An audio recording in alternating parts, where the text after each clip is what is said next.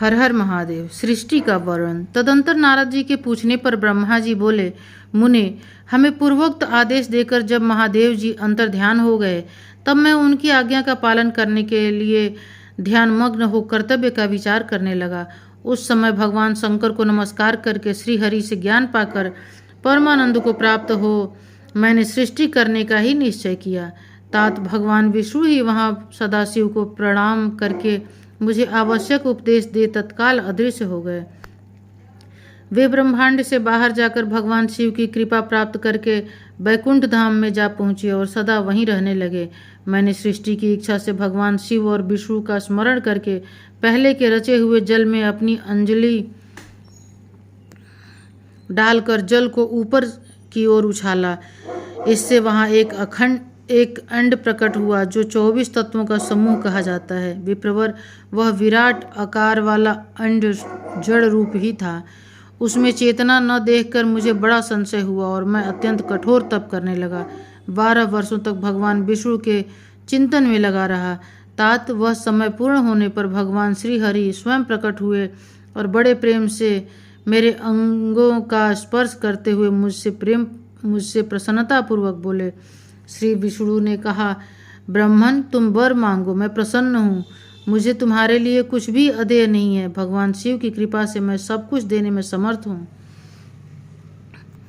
ब्रह्मा बोले, अर्थात मैंने कहा, महाभाग, आपने जो मुझ पर कृपा की है वह सर्वथा उचित ही है, क्योंकि भगवान शंकर ने मुझे आपके हाथों में सौंप दिया है। विष्णु, आपको नमस्कार है। आज मैं आपसे जो कुछ मांगता हूँ उसे दीजिए। प्रभु, यह विराट रूप 24 तत्वों से बना हुआ अंड किसी तरह चेतन नहीं हो रहा है, जड़ीभूत दिखाई देता है। हरे, इस समय भगवान शिव की कृपा से आप यहाँ प्रकट हुए हैं, अतः शंकर की सृष्टि शक्ति या विभूति से प्राप्त हुए इस अंड में चेतना लाइए। मेरे ऐसा कहने पर शिव की आज्ञा से तत्पर रहने वाले महाविष्णु ने अनंत रूप का आश्रय ले उस अंड में प्रवेश किया। उस समय उन पर परम पुरुष के सहस्त्रों मस्तक, सहस्त्रों नेत्र और सहस्त्रों पैर थे। उन्होंने भूमि को सब ओर से घेर कर उस अंड को व्याप्त कर लिया। मेरे द्वारा भली भांति स्तुति की जाने पर जब श्री विष्णु ने उस अंड में प्रवेश किया, तब वह 24 तत्वों का विकार रूप अंड सचेतन हो गया। पाताल से लेकर सत्यलोक तक की अवधि वाले उस अंड के रूप में वहां साक्षात श्री हरि विराजने लगे। उस विराट अंड के व्यापक होने से ही वे प्रभु वैराज पुरुष कहलाए। पंचमुख महादेव ने केवल अपने रहने के लिए सुरम्य कैलाश नगर का निर्माण किया, जो सब लोकों से ऊपर सुशोभित होता है। देवर से संपूर्ण ब्रह्मांड का नाश हो जाने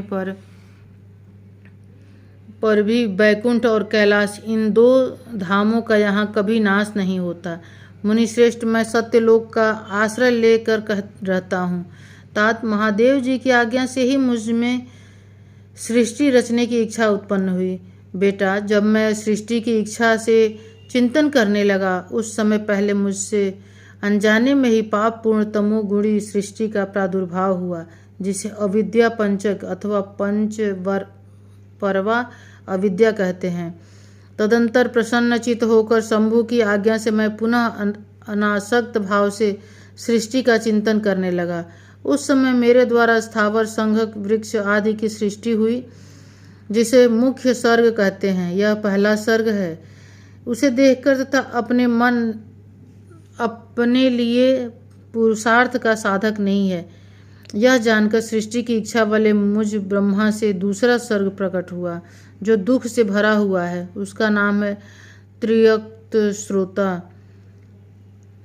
वह सर्ग भी पुरुषार्थ का साधक नहीं था, उसे भी पुरुषार्थ साधन की शक्ति से रहित जान जब मैं पुनः सृष्टि का चिंतन करने लगा, तब मुझसे शीघ्र ही तीसरे सात्विक सर्ग का प्रादुर्भाव हुआ, जिसे ऊर्ध्व श्रोता कहते हैं। यह देव सर्ग के नाम से विख्यात हुआ। देव सर्ग सत्यवादी तथा अत्यंत सुखदायक है।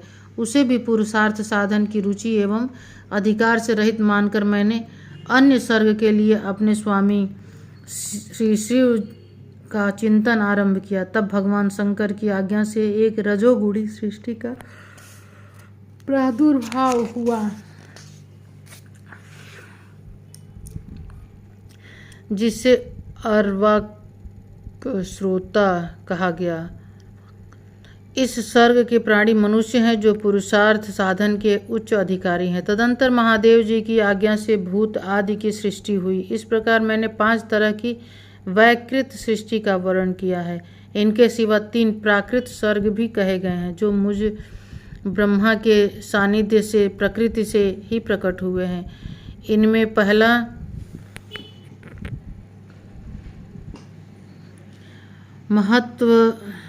महतत्व का सर्ग है, दूसरा सूक्ष्म भूतों अर्थात तन्मात्राओं का सर्ग है और तीसरा वैकारिक सर्ग कहलाता है। इस तरह ये 3 प्राकृत सर्ग हैं। प्राकृत और वैकृत दोनों प्रकार के सर्गों को मिलाने से 8 सर्ग होते हैं। इनके सिवा 9वां कौमार्ग सर्ग है जो प्राकृत और वैकृत भी है। इन सबके अवान्तर भेद का मैं वर्णन नहीं कर सकता क्योंकि उसका उपयोग बहुत थोड़ा है। अब द्विजात्मक सर्ग का प्रतिपादन करता हूँ। इसी का दूसरा नाम कौमार सर्ग है, जिसमें सनक सनंदन आदि कुमारों की महत्वपूर्ण सृष्टि हुई। सनक आदि मेरे 4 मानस पुत्र हैं। सनक जो मुझ ब्रह्मा के ही समान हैं। वे महान वैराग्य से संपन्न तथा उत्तम व्रत का पालन करने वाले हैं। उनका मन सदा भगवान शिव के चिंतन में ही लगा रहता है। वे संसार से विमुख एवं ज्ञानी हैं। उन्होंने मेरे आदेश देने पर भी सृष्टि के कार्य में मन नहीं लगाया। मुनिश्रेष्ठ नारद सनकादि कुमारों के दिए हुए नकारात्मक उत्तर को सुनकर मैंने बड़ा भयंकर क्रोध प्रकट किया। उस समय मुझ पर मोह छा गया। उस अवसर पर मैंने मन ही मन भगवान विष्णु का स्मरण किया। वे शीघ्र ही आ गए और उन्होंने समझाते हुए मुझसे कहा, तुम भगवान शिव की प्रसन्नता के लिए तपस्या करो। मुनिश्रेष्ठ श्री हरि ने जब मुझे ऐसी शिक्षा दी तब मैं महाघोर एवं उत्कृष्ट तप करने लगा। सृष्टि के लिए तपस्या करते हुए मेरी दोनों भौहों और नासिका के मध्य भाग में जो उनका अपना ही अभिमुक्त नामक स्थान है, महेश्वर की 3 मूर्तियों में से अन्यतम पूर्णांश सर्वेश्वर एवं दया सागर भगवान शिव अर्धनारीश्वर रूप में प्रकट हुए, जो जन्म से रहित तेज की राशि सर्वज्ञ तथा सर्वस्रष्टा हैं। उस नील लोहित नामधारी साक्षात उमा वल्लभ शंकर को सामने देख बड़ी भक्ति से मस्तक झुका उनकी स्तुति करके मैं बड़ा प्रसन्न हुआ और उन देवेश्वर से बोला, प्रभु आप भांति भांति के जीवों की सृष्टि कीजिए। मेरी यह बात सुनकर उन देवाधिदेव महेश्वर रुद्र ने अपने ही समान बहुत से रुद्रगणों की सृष्टि की। तब मैंने अपने स्वामी महेश्वर महारुद्र से फिर कहा, देव आप ऐसे जीवों की सृष्टि कीजिए जो जन्म और मृत्यु के भय से युक्त हो। मुनि श्रेष्ठ मेरी ऐसी बात सुनकर करुणा सागर महादेव जी हंस पड़े और तत्काल इस प्रकार बोले।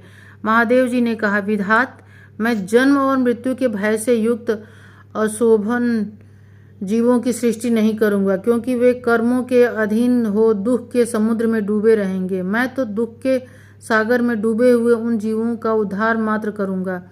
गुरु का स्वरूप धारण करके उत्तम ज्ञान प्रदान कर उन सबको संसार सागर से पार करूंगा। प्रजापते दुख में डूबे हुए सारे जीव की सृष्टि तो तुम ही करो। मेरी आज्ञा से इस कार्य में प्रवृत्त होने के कारण तुम्हें माया नहीं बांध सकेगी। मुझसे ऐसा कहकर श्रीमान भगवान नील लोहित महादेव मेरे देखते देखते अपने पार्षदों के साथ वहाँ से तत्काल तिरोहित हो गए। तो ये कथा समाप्त हुई। अगली कथा है स्वयंभू मनु और शतरूपा की ऋषियों की तथा दक्ष कन्याओं की संतानों का वर्णन तथा सती और शिव की महत्ता का प्रतिपादन। तो ये कथा हम आगे पढ़ेंगे। हर हर महादेव।